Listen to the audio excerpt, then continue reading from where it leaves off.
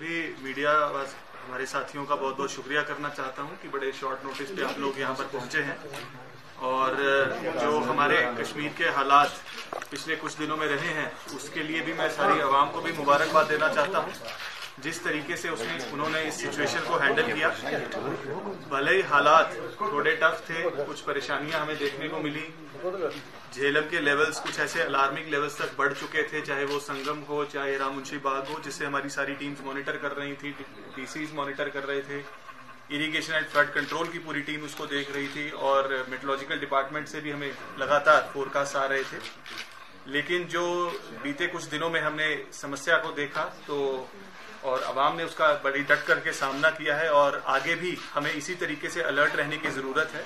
और मैं यही अपील एडमिनिस्ट्रेशन की तरफ से सभी लोगों को करना चाहूंगा,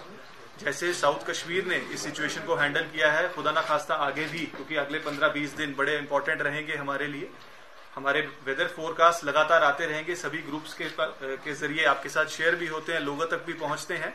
पर कई बार हम उसके ऊपर नजरअंदाजी उसके कर देते हैं और बड़े ध्यान से उसको नहीं देखते हैं। तो जो हमारी वेदर एडवाइजरीज हैं, जो अलर्ट्स हैं, उन सभी को हमें देखने की बहुत जरूरत है और उनको फॉलो करने की जरूरत है। जितनी भी हमारी ट्रिब्यूटरीज हैं झेलम की, सिर्फ झेलम ही नहीं बल्कि चाहे कुलगाम के हायर साइड पे विशु नाला है या पहलगाम की तरफ लिदर है या उसकी हायर जो ट्रिब्यूटरीज हैं, उन सभी पे भी वॉच रखने की जरूरत है। और जो भी रिवर बैंक स्ट्रीम्स के आसपास लोग रहते हैं उन्हें बहुत सतर्क रहने की जरूरत है, बहुत सावधान रहने की जरूरत है।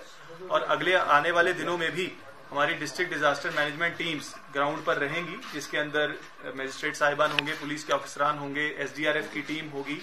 और इरिगेशन एंड फ्लड कंट्रोल की टीम तो होगी ही। तो ये भी जो इंटर डिपार्टमेंटल हमारी टीम्स कॉन्स्टिट्यूट हुई हैं, ये 24 घंटे राउंड द क्लॉक काम करती रहेंगी। और हमारे इसी तरीके से जो डिस्ट्रिक्ट के इमरजेंसी कंट्रोल रूम नंबर्स हैं या यूटी लेवल जो इमरजेंसी ऑपरेशन सेंटर जो हरिनिवास श्रीनगर से काम करता है, उनके नंबर्स भी सभी को वाइड स्प्रेड सर्कुलेट कर दिए गए हैं। और मैं आपसे भी अपील ये करूंगा कि सभी जगह पे, सभी इलाकों में, सभी गांवों में, दूर दराज के इलाकों में भी लोगों तक ये नंबर्स पहुंचे, ताकि उनको कभी किसी तरीके की जरूरत हो, कुछ मुश्किलात हो, तो वो हमें रीच आउट कर सके, ताकि हम भी उनकी समस्याओं को एड्रेस कर सकें।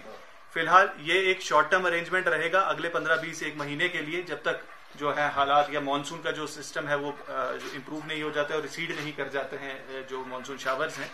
लेकिन उसके बाद मीडियम और लॉन्ग टर्म के लिए भी मैं इनवाइट करूंगा सजेशन सभी लोगों से कि किस तरीके से आगे आने वाले सालों में हमें बेहतर प्रिपेयर्ड रहना है इस तरीके की किसी भी वजूहात के लिए, इस तरीके की किसी इवेंचुअलिटी के लिए, और किस तरीके के डेवलपमेंटल इनिशिएटिव्स या कोई रेगुलेटरी नॉर्म्स जिनको हमें फॉलो करने की जरूरत है, अगर कहीं कोई नजरअंदाजी हुई है, उसके ऊपर हम कैसे काम कर सकते हैं और कैसे लॉन्ग टर्म मेजर्स लिए जा सकते हैं। और इसके लिए ऊपर से भी डायरेक्शंस यही है कि हम लॉन्ग टर्म सोल्यूशंस के ऊपर भी साथ साथ काम करते रहें। बहरहाल अभी के लिए जो है हालात बिल्कुल नॉर्मल हैं। वाटर लेवल्स रामुंशी बाग में भी रिसीड कर गए हैं और संगम का भी जो लेवल्स हैं वो काफी कम हो गए हैं। और आगे आने वाले 1-2 दिनों में भी जो वेदर एडवाइजरी वो यही है कि हालात इसी तरीके से रहेंगे। पर आगे अगर कुछ भी इस तरीके की बारिश की प्रिडिक्शंस आती हैं तो हमारी टीम्स फिर से राउंड द क्लॉक उसी तरीके से काम करेंगी। और लोगों का जो हमें पहले साथ मिलता रहा है, मैं उम्मीद करूंगा कि उसी तरीके की कोऑपरेशन हमें लोगों से आगे भी मिलती रहेगी।